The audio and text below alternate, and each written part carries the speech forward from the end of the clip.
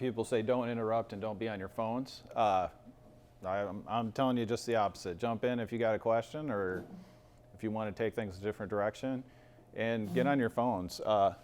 This is our web address. I'll be talking a lot about the kinds of tools that we've got on there, or if you got your laptop too. So this is the topics I'm going to hit today. I'm going to tell you about the Mesonet and what makes Mesonet different than other weather systems. We're going to talk about the soil monitoring that we do, and about the Mesonet's ag weather tool. And then I'll also run over a few other tools that we have that are useful to agriculture.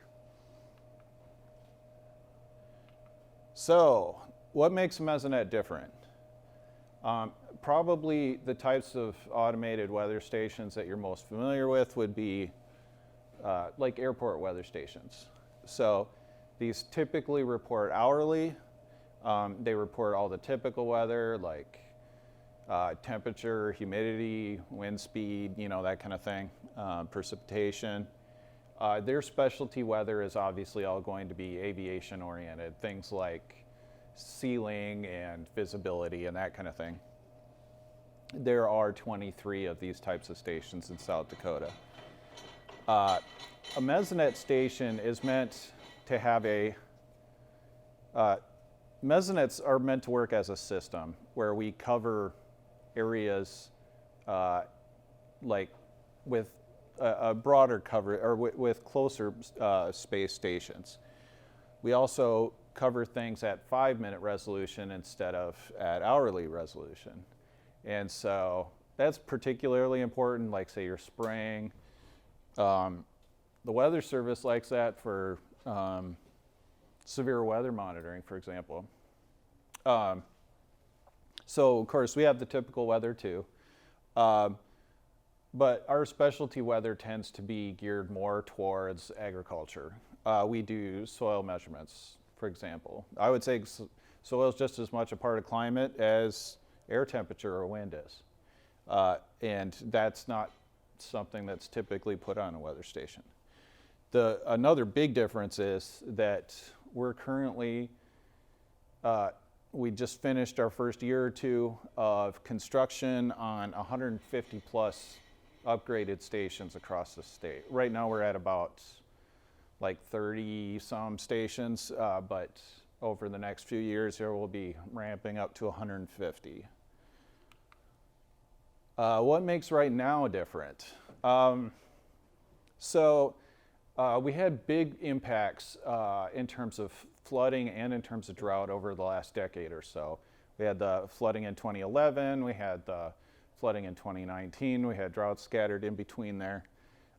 We had some action on part of both of South Dakota senators that got federal funding set aside through the Corps of Engineers to help us upgrade existing stations and install new stations. The way that you get better data is more stations, you get better sensors, and you get more types of sensors. So this is this is the first of that kind of station. This is on the SDSU campus, but everybody will be within 20 miles of these more or less across the state by the time we're done. So of course we're doing temperature, humidity, wind.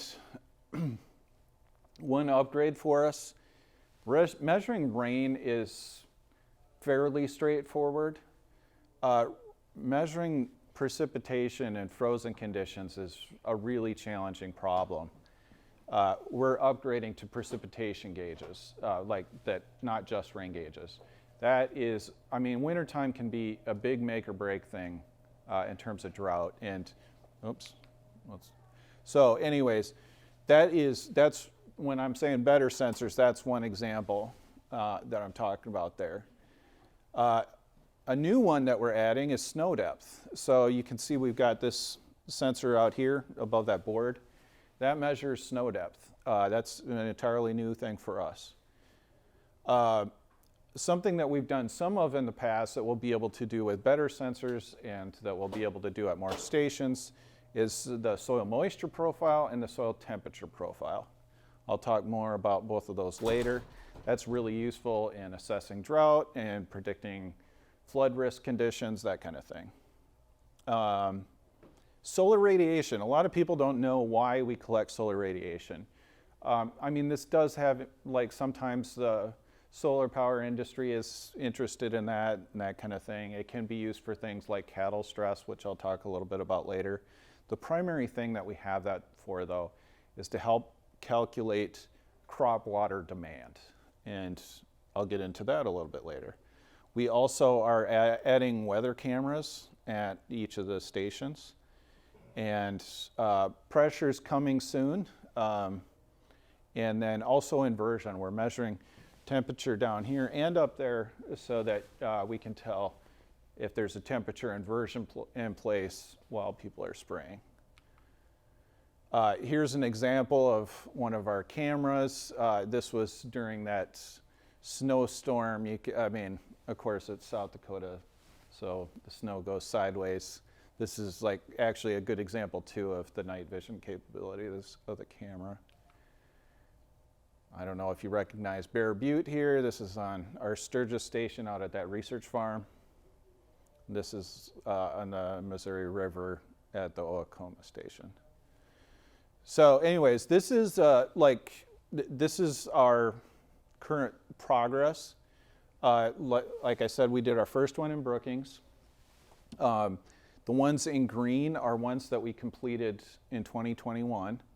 Those are all currently online now with all the new features. The ones in yellow, +7 that we haven't determined yet, will get done into this year. And then eventually these blue ones will get filled in, the little blue ones. Those are current stations. They'll get upgraded to the capabilities I was talking about before. And then we'll start filling in the map too. We've got lots of holes to fill in. Speaking of which, we are looking for landowners to help host stations. These blue shaded areas are where we need people. And like I said, we're looking for, we need 153 of these out there. So we need lots of landowners to help us out with that. Our website, like if you go, if you click on hosting up at the top, or if you go to mesonet.sdstate.edu/host, that will tell you, there's frequently asked questions on there. There's also, like an application form that you can put into to tell us about your land and that kind of thing. So, I mean, these are some of the things that we look for in a good site. We need about an acre. It needs to be open and level. This thing is kind of getting ahead of me here. It needs to be open and level, accessible. One big thing is that we need to have representative soil. I'll get into that a little bit later when we get into the soil monitoring, which is this section. So actually this photograph is not showing up real well. This is a soil pit though. Each of our sites, we are working with NRCS. They're coming in and they're doing a soil pit, and the full analysis that gets done, like if you go on Web Soil Survey and you see all those different kinds of, there's like water retention and the map units, all that kind of stuff. They do the full, they do an 80-inch deep pit there, and they get the full workup on it at their lab in Nebraska. That is really important because it allows us, one of the primary things that it helps with is it will give us the capability to choose different ways of how we are going to display soil moisture. There's a lot of ways to display soil moisture, kind of like the way that, you might look at the moisture in the air in terms of like percent humidity or dew point. There's other things like absolute humidity and that kind of thing. how to communicate soil moisture has a lot. I mean, soil is like a sponge. Some types of soil have more holding capacity than other types of soil. And so sometimes it's useful to look at how many inches of water there are per inch of soil. Sometimes it's more useful to look at where it's at compared to thresholds of how much water that soil can hold. And that soil survey that they do allows us to translate between the raw observations that we make and the different kinds of ways of producing soil moisture results. Another thing is we're able to do frost depth. This is one I did early this morning. You can see we've got frost down to 32 inches in one spot. This is at the Redfield station. This is actually for 2019. But this is, we do soil moisture at 5 different depths, 2, 4, 8, 20, and 40 inches. And so this gives you an idea at each depth what the soil moisture looks like. So you can see, coming into the year, that was pretty dry. By the way, gray here is a frozen layer. So you can see that there's some on top, some snow on top that melted, and you can see that gave a boost here to some of the top layers, right? You can also see that these purple bars are precipitation events. And you can see it gives it a little shot there. Here we had like kind of a long stretch, and you can see that started to get pretty dry. When the precipitation event came, we got recharged down as far as 8 inches. It's like this particular event recharged down to 20 inches. So this is the kind of information that you can get out of this type of graph. This is under our archives. Yeah. You might just be touching on it, but I was wondering about the historical data and how far back. Yeah. So you can get it, it depends on how long a station has been in, but for the stations that have been in at least since 2015, we can get back that far. And we're looking to make that deeper.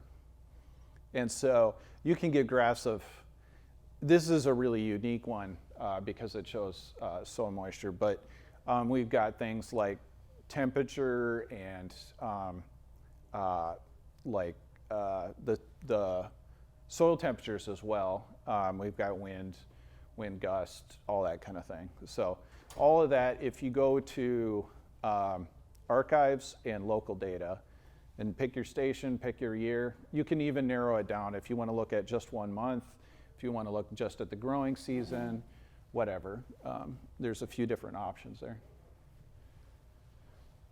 All right. So these same color, actually, so these colors, if I did a slice in time here, and I looked at this, this particular one is October 31st of 19. You can see the white ones here are just not yet instrumented, but you can get an idea of what the soil moisture looks like. We call this our poker chip map. But anyways, you can get an idea of what the current status is of each of these. And you can see out west here, we've got a few of them that are starting to freeze up on top there.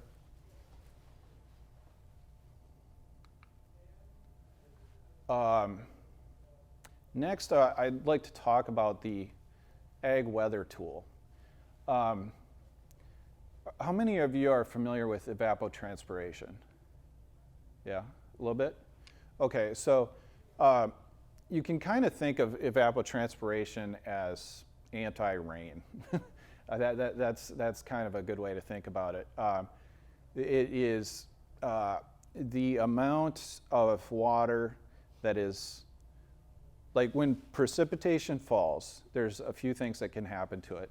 It can run off, it can go into the soil and recharge it can recharge like lower levels, like down like at the aquifer level. It can recharge surface levels, which are there to be drawn on to either fill evaporation demands, just like water going from the dirt into the air, or it can be used by plants, of course. So we got that evaporation component and that transpiration component, which we combine together into evapotranspiration, or what's called ET. Now, soil is, I mean, if you think about this in terms of like money, soil is kind of like your checking account. You make deposits in either precipitation, or if you're irrigating, you got irrigation as well. Irrigators have been onto this for a long time for very obvious reasons, but I think it's really important too if you don't irrigate, and I'll show you a little bit why. So crop water use, we'll call that all together. The demand is what we're going to be looking at for ET. And that's like when you write a check, right? So ideally, you want your precipitation to balance out with what your ET is. So if you go on to the ag weather tool, and you can select, it'll come up with just rainfall and normal rainfall. In the legend down below here, you can select, there's grass, alfalfa, corn, and soybeans. In this case, I've selected corn. So what you can do there, that's the pink. You can see in this particular, so this was at Volga in 2016. There we got, we were actually a little bit below normal going into about the 1st of July. And that's okay because, you know, July, the ET for corn doesn't really take off until like mid-July or something like that. So you can see, you know, it started getting up here, but the precipitation kept up. And here we actually went above normal. And so the ET, this is how many inches of water the corn was looking for, and this is how many inches of water you were able to provide. And so in this case, you're not drawing down that balance in your checking account, so to speak, because that's always on the plus side. To look at this in a different way, here, this is the same station, but this is 21 instead. So you can see way back here, the evapotranspiration outstrips the precipitation. This point is important. That's where you start digging into your savings that you have in your account. Out here, when you're right here, whatever your soil moisture was at the beginning of this season, that's where you're at right now. And anything it demands that is over what the precipitation supplies is drawn out of your soil moisture until you run out. At some point, your soil is not going to be able to produce, or not going to be able to supply enough moisture to keep up with this kind of demand. One other thing I want to point out, I mean, for a very long time, farmers have kept track of rainfall, right? And that makes sense. But one thing they haven't kept track of is anti-rain, ET. So you can see this year, there's two things going on. They got 24 and a half inches here. And then this year, there's 14 and a half inches, 15 inches. So you might just chalk it up to that. But the other thing, the other thing to look at is what was the demand. This year, the corn was only looking for 16 inches of ET. Only the demand on the part of corn was only 16 inches. In this year, it was looking for over 20. So looking at rainfall is not the whole picture. So anyways, I think, and you can, right now we have the luxury of looking at a whole season in retrospect, but you can keep especially around this time period when that crossover happens, if you keep an eye on ET, you'll see some really interesting things going on there, and you'll have an idea of where that stress is coming. Are there any questions about that? I think that's kind of a complicated topic, so. So was the demand higher because of the temperatures that we had? There are 4 things that fuel crop water demand, or ET. Higher temperatures, more sun. So it can happen when you don't have as much rain, you don't have as much cloud cover, so you get more sun, which drives, that drives photosynthesis. It also, I guess, so temperature, higher temperatures, higher solar radiation, lower humidity, and higher wind. So all of those 4 things can contribute. Actually, probably the single biggest contributor is solar radiation, but temperature is certainly a big one. So you Yeah. got that grass tab there. We're looking at corn now, but with grass, is that a perennial grass, or would that because I'm sure the ET would be different from annual to perennial, right?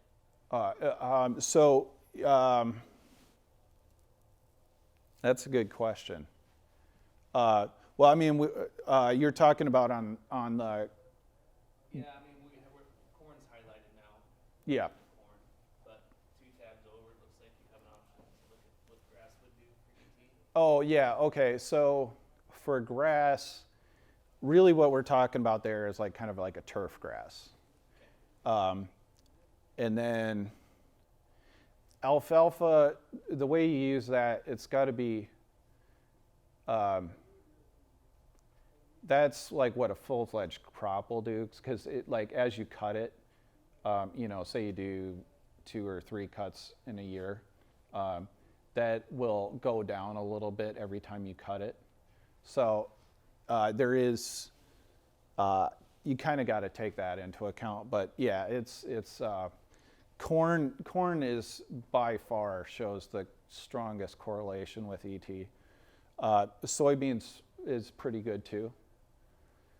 This can actually be, the relationship between ET and crop yield is even stronger than it is with precipitation.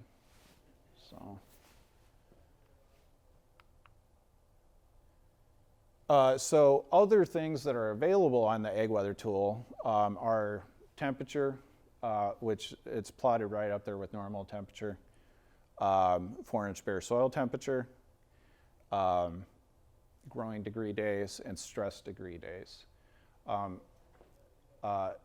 Some people want base 50 growing degree days. Some people want 50, 86 growing degree days. We offer both on there. Again, look in that legend and you can select the one you want.